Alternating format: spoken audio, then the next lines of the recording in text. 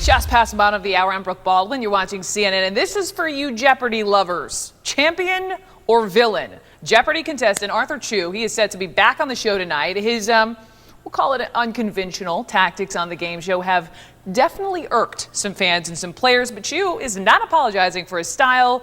Here's the background from CNN entertainment correspondent Nichelle Turner. Here is the clue to help you all. He's been blasted by Jeopardy purists for his unconventional winning strategy, dubbed a mad genius and villain on social media, and is currently the quiz show's reigning champion. The answer? Who is Arthur Chu? Yes, Jeopardy's polarizing 30-year-old insurance analyst is back. Canadian 2000. Answer there. Daily double.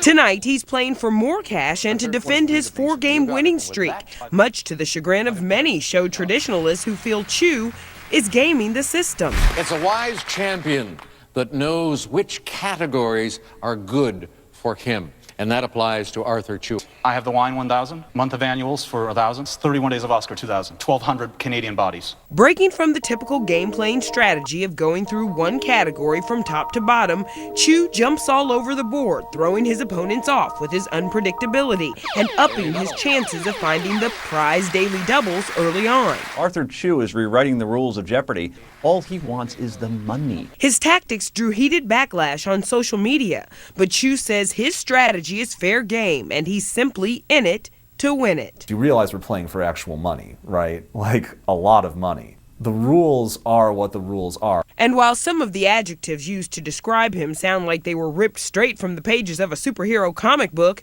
Swag Lord. Villain. Jeopardy villain. Jeopardy villain. it is Chu that just might be having the last laugh. Even if I were to lose the next game, 100 grand is nothing to go home and cry about. Yeah, I don't think so. Let me talk to this other Jeopardy champion. He is Brad Rutter. He is the biggest money winner ever on Jeopardy. So, Brad, nice to see you. Welcome to the show. Thanks, Brooke. Nice to be here. So if you were up against this guy, would you be thinking, ugh, annoying or genius? I might actually play a lot like he does. And especially since when we were playing the IBM computer Watson, it played that way and was fantastically successful against me and Ken Jennings. So it's been something that's been in the back of my mind for a while. Here's what I want to know. Why didn't someone come up with this a long time ago? I mean, Jeopardy's been around for some years, right? I mean, is this really revolutionary? Somebody did come up with it in 1985, a guy named Chuck Forrest, who was probably the first famous contestant on the show. It's just the fact that there's a bunch of social media. People weren't on Twitter in 85, and people aren't used to the way Arthur's playing, and it's causing kind of a backlash. Why do you think people, I mean, folks, it's a game. I mean, I know there's serious money involved, but it's a game on television. Why are people so up in arms about this, these traditionalist Jeopardy players? Yeah, Jeopardy has kind of become an institution, and people are used to the vast majority of contestants playing exactly the same way, going down the categories like that. So it's almost as if I would compare it to like the forward pass in football, when in the old days it was 3 yards in a cloud of dust and you couldn't pass it all. Now all of a sudden the game's opened up a little bit, and I'm sure the traditionalists back then didn't like it either. But as rules in football have evolved, do you think rules in Jeopardy should evolve? Do you think someone shouldn't be able to do this? No, I don't think so. In fact, I think if people start playing like this more, people will just get used to it, and it won't be a big deal in a couple of years. And I kind of see that as the way it's probably going to go, because there is some solid game theory behind it. Brad, be honest, are you rooting for him?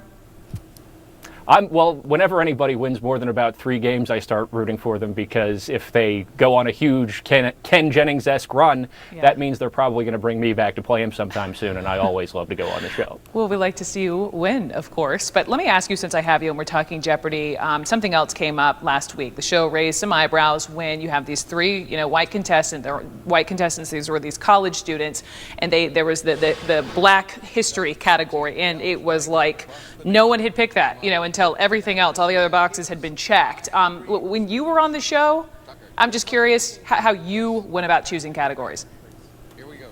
Well, you always go from what you're most to least comfortable with, and I don't know, I'd probably be pretty comfortable with African American history, and I didn't see anything that wouldn't be common knowledge that you should probably know if you're going to go on the show. Yeah. So, yeah. Okay, just curious. Didn't look great to see that whole column. No, yeah. no, not at all. But in fairness, it's tough to answer any question on Jeopardy. You're up there in front of the lights. There's Alex Trebek 10 feet from you, so nerves can come into it too. I can't even begin to imagine. Brad Rutter, thank you very much for playing. Appreciate it.